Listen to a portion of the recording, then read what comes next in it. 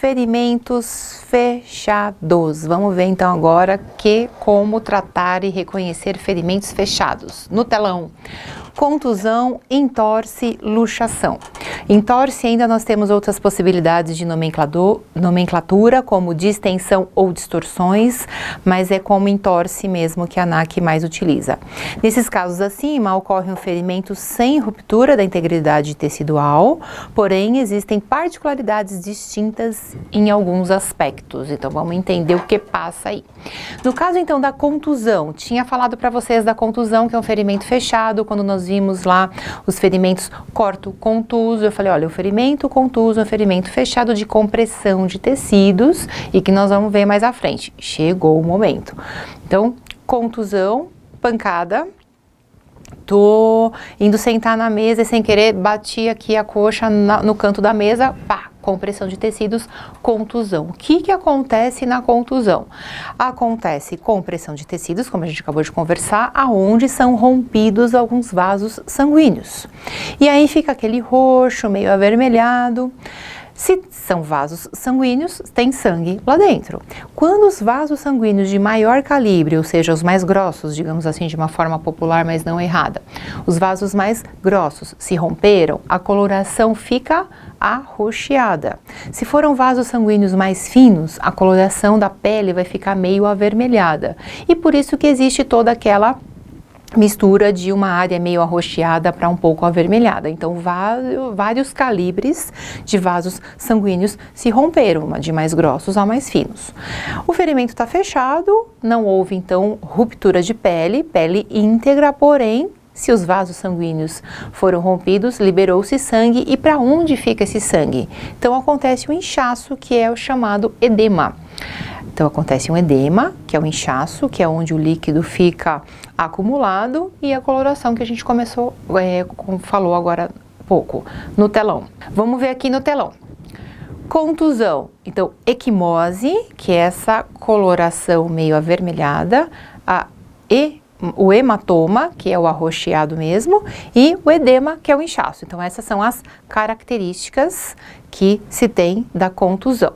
Quando for entorse, então agora, entorse e luxação são ferimentos fechados que acontecem em articulação, nas juntas, né, aonde termina a continuidade de um osso e um ou dois ossos, no caso aqui o antebraço, que tem o rádio e a ulna, né, e depois vai para outro membro, ou aqui com o húmero, que é o osso do braço.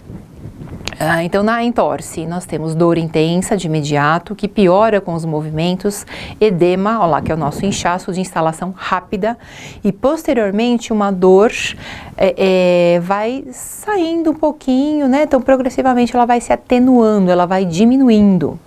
O que acontece aqui na entorse? Ocorre a distensão de uma das juntas ou dessa articulação com ruptura total ou parcial de ligamentos. Ligamentos, né, de musculatura e tal. Porém, as peças ósseas mantêm relação entre si. Então, já fica uma dica sobre diferença de entorse e luxação.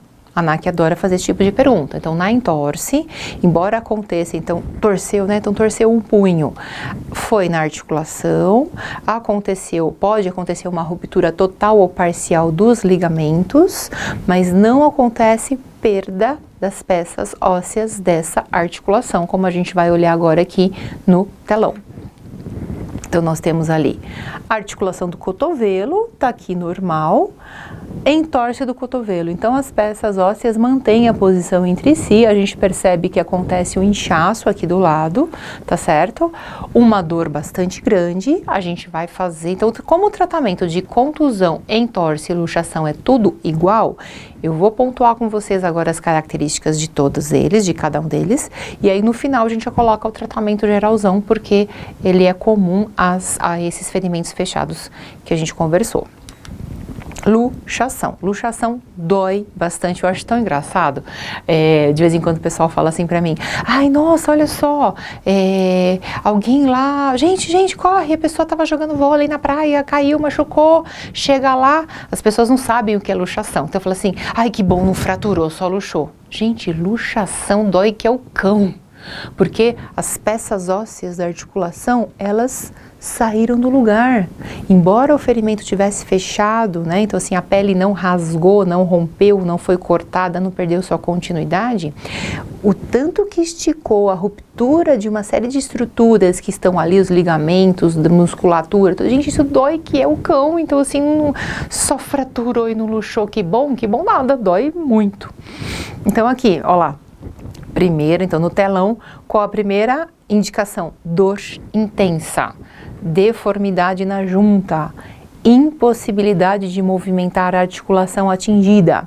E aqui a característica que muito cai nas questões de ANAC, ocorre o deslocamento de um ou mais ossos pertencentes a uma articulação, ou seja, sai da posição normal, sendo esta perda de caráter permanente das superfícies ósseas. Então, claro, pelo amor de Deus, também não vai colocar no lugar. Então, nós, socorristas leigos, não vamos colocar peças ósseas no lugar.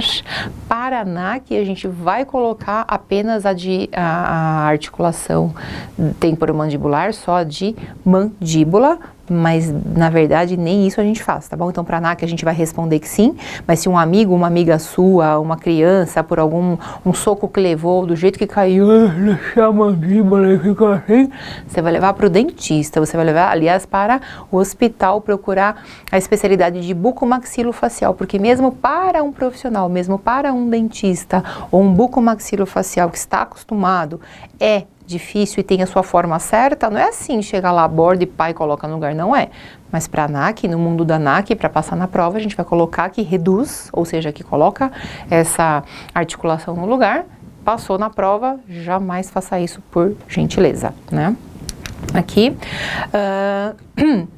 olha só, então a gente viu esta foto lá na articulação normal do cotovelo e agora houve uma perda de posição das peças ósseas, e aqui acontecendo a mesma coisa em relação ao joelho. Então aqui a posição normal e aqui agora como está perda de continuidade aí, né, entre a articulação. Tratamento, então, como nós conversamos, gelo. Então, tratamentos de ferimentos fechados, vamos ver aqui no telão.